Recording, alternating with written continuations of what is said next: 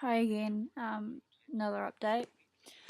It's the day after and eye patch is gone, yay. Very sore, very sore. Having to rinse my eye out quite a bit with sterile stuff. And yeah, but anyway, you can probably hear the radio quietly in the background. It hasn't left my side all day. We left home about 6:30 roughly to get to town at about 7 to get to mum and dad's work on Ferry Road, and we had to ask the military to let us through, and of course they did because I don't know how to really explain it, but we supply all the electricians and whatnot with their gear, and a lot of it is, needed urgently. So anyway, they let us through, and just seeing the military there was pretty crazy.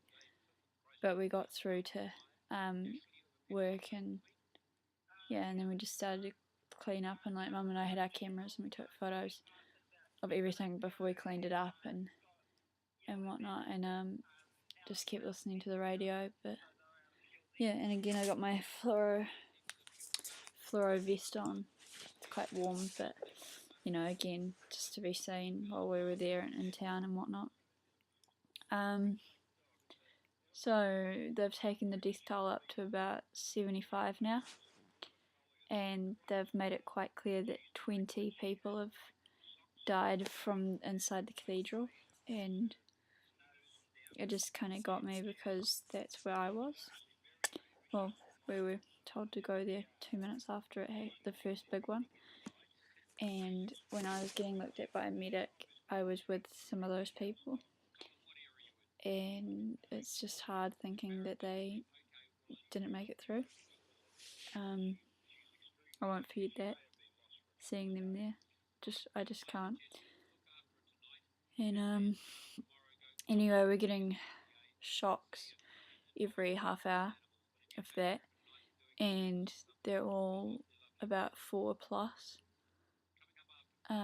I've been listening to the radio constantly because the Grand Chancellor, they reckon, is going to come down. Well, it will come down. When I was in town, we were about 4 blocks away, and it's 5 o'clock. Yeah, you could see it about to go down. My laptop just told me it's 5 o'clock, which it is. God, what a long day. Got no sleep last night because there were earth shock things. Again, every half hour, so no sleep was had. Yeah, it's rocked everyone pretty hard, but found out how a lot of family, friends, and people we know are missing or hurt. And a lot of my friends are trapped at home or don't have water, don't have power, and all that stuff. And like, we have water and power, and like, it's real hard because we want to help them out, but we can't get to them. And like I said, like, I've got rooms in my house for people to stay, but just no one can get out here. And hold on 2 seconds.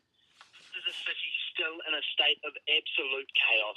I've just been updated by council and emergency services, and there are now 65 bodies being housed in a makeshift morgue at the police station. 17 people remain fighting for their lives in intensive care, and 300 are missing. Now, police say they do not hold grave fears for all of those missing. They're saying some will have just been unable to get in contact with their families. That leads me to my second point, the fact that we heard on the radio the military had to actually make a makeshift morgue because they've run out of places to put the bodies. It's just absolutely crazy. And again, while we were coming home today, we saw tanks, and there was military from Australia and Singapore and just everywhere, and it was just absolutely crazy. And it's so like the movies. If there was an apocalypse or something, the streets were just empty. And in a way, I'm so thankful that there were alarms going off, because if it was dead silence, I just would have I just would have gone crazy, absolutely crazy. Also really glad that I'm doing things. They've just told us that they're clearing everyone near the Grand Chancellor, which we pretty much knew already. They're pretty much recapping news. Because there is a danger of this building right behind us. If it collapsed, it could in fact come across the road at us. Details of those killed in yesterday's earthquake are starting to emerge. 28. Yeah, they believed there was 15 people in the CTV building, and they have ruled it out unsafe in the fact that they're probably dead now because of smoke inhalation, and so they've pulled back the rescue. And also because of the Grand Chancellor, if it does fall over, that area is in risk. So they've stopped the search there, and they've also believed that at least 50 or, they've got 17 confirmed being alive and in the PGG building. So that's their main focus at the moment. And yeah, I just hope they get them out. I don't know really what to say. Doesn't quite sink in yet. I still think this is real. Surreal. I'm gonna wake up and it's just not gonna be there. But sadly, it's not. It is real. And yeah, I think tomorrow will be hard because my dad said that pretty much they don't need Mum and I in town tomorrow. We did a lot of work today and they don't need us tomorrow. So tomorrow, yeah, I'm going to be at home and I can't just sit here. I just honestly, I have to be doing something. And I don't just mean like homework or cleaning. I mean I have to be out there helping. And I don't care if I'm shoveling crap from someone's driveway or helping an old lady get out of her house. I don't care as long as I'm doing something. I just can't sit here. But obviously, like, I can't get anywhere.